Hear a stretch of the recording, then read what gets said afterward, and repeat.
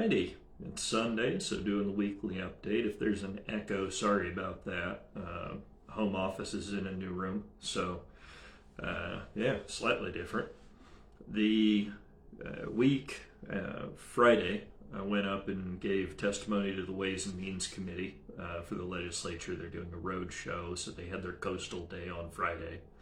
Unfortunately, they put that coastal day in Astoria, so I made a round trip for that one, gave my testimony.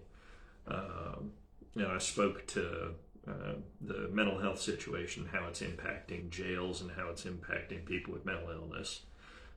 Numbers I've given a few times, I gave to the committee as well. And the auditorium was point in time count every year. There's a count of the homeless folks in an area. Ours was January, and the day it was done, there were 46 people in the jail. And of those 46, 11 were homeless. And of those 11, 10 had mental health medications they were taking. And of the 46 total, 28 of them were on mental health medications. So the point I made sure they understood was and I was there to encourage them to invest in the state hospital and capacity. The point I was making to them is our rural jails are more psychiatric facility than they are a place for neurotypical criminals to be housed at this point. That's a big problem, obviously. I gave them a heads up. If they invest in these things, folks might, some of the advocates out there may say that it's undignified to have people in facilities, to which I pointed out it's probably somewhat less dignified to have them in jail, incarcerated. And I gave them the example of a murder that happened here a few years ago. A gentleman had been quoted in the paper saying his nephew wouldn't get help unless his nephew killed him, and then several months later, his nephew did kill him. Got a lot of gasps out of the audience. I think it really clicked the reality of the situation for folks. So we got that out of the way. Port director. So I've talked before about how we've only got one Customs Border Protection person for the coast running from Brookings up to Newport. And the data that came out a couple of years ago now, it came out more recently, but as of a couple of years ago, maritime smuggling has overtaken land-based drug trafficking. So it's a problem to only have one person for that much space. And I've got a meeting. We have a port director for that here, but I'm meeting with the director for the region that is over that port director at some point this week. I don't have my calendar in front of me, but it gives me another venue to talk to folks and see if we can get a little more coverage for the coast to make sure everybody's on the up and up, which a lot of our folks are. Problem is, not everybody is. Elliott Forest, I'll tie that in elsewhere. We did have a meeting about an energy study. I had requested a meeting and presentation on energy resilience for our area. Something I've noticed since I got on the commission. I'm in Coquille more. I live in Coos Bay. I'm in Coquille more, and I noticed that they seem to have more power outages than we do in Coos Bay. And then going down into Merle Point, I noticed they have a lot more power outages than we do in Coos Bay. So I asked around, asked some questions, and we were able to have Shannon Souza come do a presentation on energy resilience. Found out about a grant opportunity, so I'm going to be working with her for an energy resilience plan grant that it wouldn't take staff time particularly. It sounds like this goes through Energy Trust of Oregon, and they contract someone to come do the study, draw up a proposal for us, and it doesn't cost us anything when they do that. The library down in Gold Beach just did something similar, and out of that they were able to ask for funds to get some energy projects, and they're having covered solar areas put in over the parking lot at their library for a cost of $500,000, and they're not paying for it. Some grant is, so. And it provides enough energy for the library. It creates a point of local generation of energy. so that it takes a little burden off the grid and it makes us a little more resilient in the event that something should happen to the grid inland. I also had a meeting with the CEO of Pacific Power this week, it's still this week. Got to see the map of how the power moves in, primarily for the large scale, through the Bonneville Power Administration lines. And it chokes down really to 2 points. There's one north of us, and there's 2 lines that come in from the valley coming at the southern end, but they're one on top of the other, or they're one next to the other. So they're in one spot, essentially. There's 2 flows, creates a full loop. But in the event of a fire or a shutoff because of concern of fire, that's only 2 channels. So really 2 fairly substantial issues, and we could be without power. So more importance towards local generation. Had the opportunity to attend a meeting for folks creating a neighborhood watch out in Empire again. That was pretty cool. We had an officer there, one from Coos Bay, our deputies. I don't think one was able to make it. Folks may know we've only got 2 on a shift at any given time, and they're operating from Bridge up to Lakeside and out to Powers. So, but they seem highly motivated out there.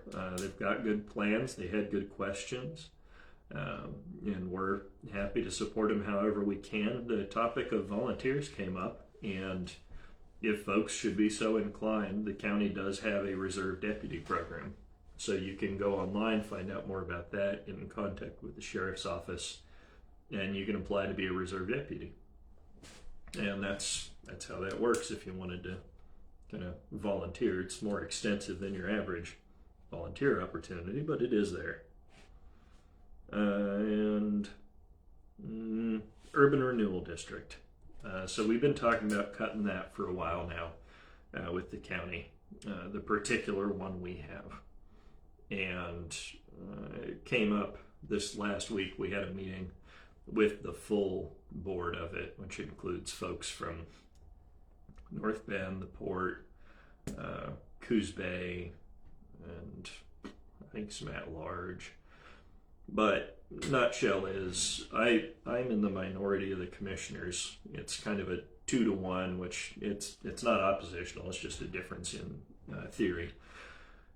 They would John would like to cut it outright, and there's merits to that. And I've looked at how we can draw it down, expend the funds that are in it, and then close it out. I see benefits to that. And then when we had this meeting, it was only us interested in any kind of closure, is the impression I got. Caught a little blowback from somebody this week over the topic. You might hear folks say that it's coming out of nowhere. We had our 3rd meeting on it last week as the Board of Commissioners. Obviously, if you watch these, you've heard me talk about it. And this was the first one of the Port, the full Urban Renewal District board, because it's run under the Port. But the commissioners, we still have the ability to just close it outright. And that takes us to 2 paths. But that's a longer conversation. Nutshell is, we had meetings on it. Someone cited fiduciary responsibility. It does not keep as much money local, and when we say local in this context, we're talking local within the Urban Renewal District. So that's the North Spit, the bridge, or the swing span, the railroad bridge. And that's kind of it. My preference would have been to spend it down, obviously. Checked with county staff and saw what ideas we had. Didn't come up with a whole lot for it. And at this meeting, I learned that they hadn't met in a year. I saw their project list, and they hadn't done much for a few years. And it's got some new members on its board, but overall, I didn't come out with a great deal of confidence as to it continuing. So we'll see where it lands. They've got, well, I think we've got a meeting actually tomorrow about it, because we had one scheduled pretty quick, because starting Thursday we're in budget committee for the county. So if the district closes, $350,000 returns to the county into the general fund, and that could be a change in how we do our budgeting. So we've got to see a reason for it to stay around, essentially. It does have $2.8 million in it, but it's been sitting there. They haven't spent, well, I say the Urban Renewal District hasn't spent $100,000 in total in more than a decade. There was a big project in 2013, 2014 that I think ran into the 400,000s, but since then it was 20,000 in one spot, 60,000 in another, out of a $2.8 million budget that just isn't performing, in my opinion. So we'll see where that lands. Yeah, and that's not about urban renewal districts in total. They have a use. It's just that this one, after we talked with one of the founders of the urban renewal district out there, and he said it's done what it set out to do, looking at what it's been doing, doesn't seem like a lot. It's just, taking some money out of everybody's general fund every year and not getting much out of it. So that'll be more of the conversation. And last one, it was also brought up, somebody saying that it's just somebody that wanted to keep it, saying that it's necessary as a fiduciary responsibility to keep the development program. I would point to the fact that it hasn't done much for 10 years, but also that the money is small, that $350,000 is one-time money, and it is. It's one-time general fund money. The county has one-time expenses that come up, but we've got some other factors at play. So I mentioned that the Elliott State Forest isn't going to have its budget completed until the end of this fiscal, so the end of June.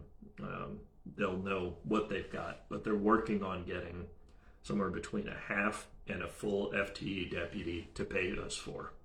So that is money that's going to be taken care of to retain one position.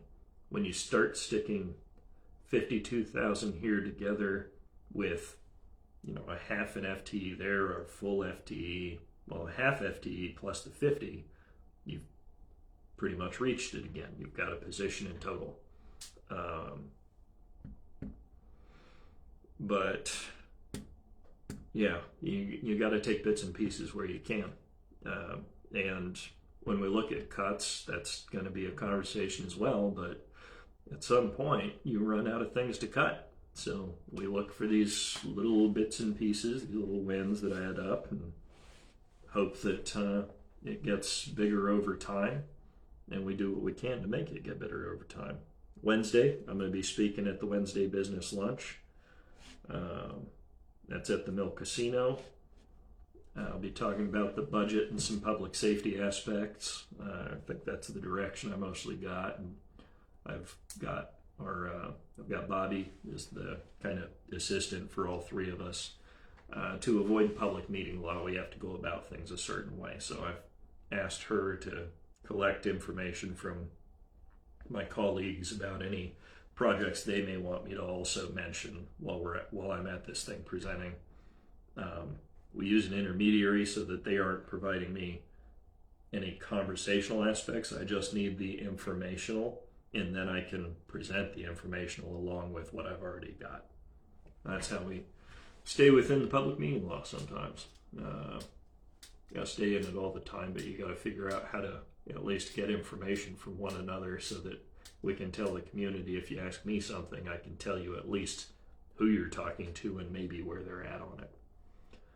And that's, that'll be the update for now.